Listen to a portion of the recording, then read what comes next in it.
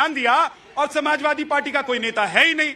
अब जरा सुन लीजिए, सुनिए, हमने समाजवादी पार्टी को पूछा, बताया कि इस टॉपिक पर डिबेट है, नेता भेजिए, लेकिन भाई साहब हवाई बयान देंगे, ये जमीन पर धरती पुत्र के कार्यक्रम में आकर नहीं बोलेंगे। ये सिस्टम चल रहा है देश में।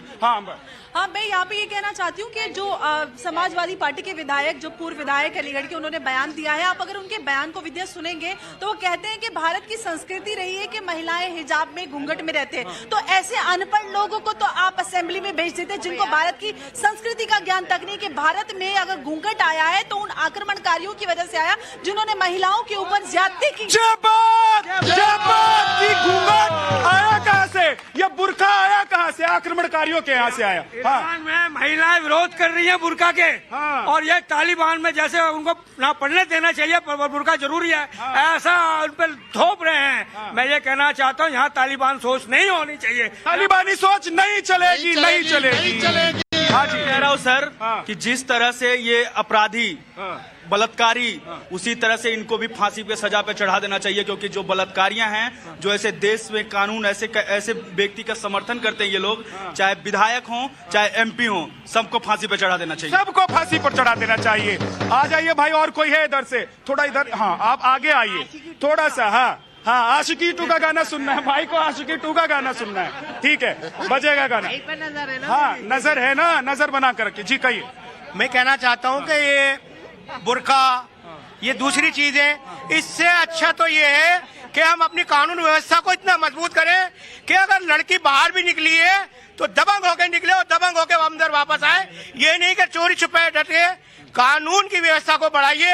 अमीर के लिए बड़ी कुछ है और गरीब के लिए कुछ और कानून है। रास्ता बढ़ाने वाले नेता तो कह रहे हैं कि बेटी को बुरखे में लाद दो, बेटी को बाहर झांकने मत दो, बेटी ने परफ्यूम लगा लिया तो हराम हो गया। अरे आपके लिए क्या क्या हराम है? अगर कुरान शरीफ से पढ़ के बताना शुरू करूँ ना तो ये कैमरा के सामने जो बोल रहे हो ये भी हराम है आपका।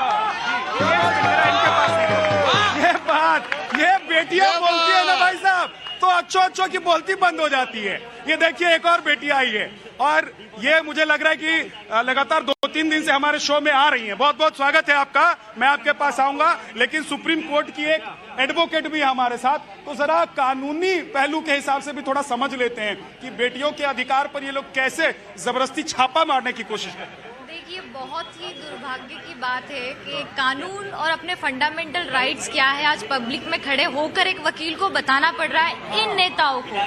सबसे पहले मैं बात कहना चाहूंगी, जिस नेता ने जो स्टेटमेंट दिया है तो ये सरासर शर्मनाक स्टेटमेंट है। क्यों? ना तो वो कोई स्कॉलर है, ना उन्हें कोई रिलीजन की उतनी स्टडी की है, ना नॉलेज है। दूसरा, ना कॉन्स्टिट्यूशन की नॉलेज है, ना स्टडी की है। जब आपको किसी चीज की नॉलेज ही नहीं है, आर्टिकल 21 क्या कहता है इंडियन कॉन्स्टिट्यूशन का? Right to life and personal liberty. लड़की बुर्का पहन रही है या नहीं पहन रही है? नेताजी सुन लीजिए, अगर पढ़े नहीं है तो धरती पुत्र का ये कार्यक्रम देख लीजिए, और हमारी जो बेटियां खड़ी हैं ये क्या कह रही हैं जरा इसको समझ भी लीजिए। अब देखिए, हमारे साथ चारू भी हैं। चारू, कभी किसी धर्मगुरु ने, हिंदू धर्मगुरु ने, मुस्लिम धर्मगुरु ने, या किसी ने आपको, आपके माता पिता, किसी ने भी रोका कि क्या पहनना नहीं पहनना है? जी बिल्कुल, किसी ने नहीं रोका और ना ही कोई किसी का रोकने का अधिकार है। पहली बात तो हमारे देश की बेटियां और हम लड़कियां, हम मॉडर्न सोसाइटी में हम रह रहे हैं, पले बड़े हैं, तो हमारा खुद का भी एक हक है कि हम क्या पहने और क्या पहन के समाज में निकले। हमें भी पता है कि हम क्या पहन रहे हैं और क्या नहीं पहन रहे हैं। क्या पहनना है,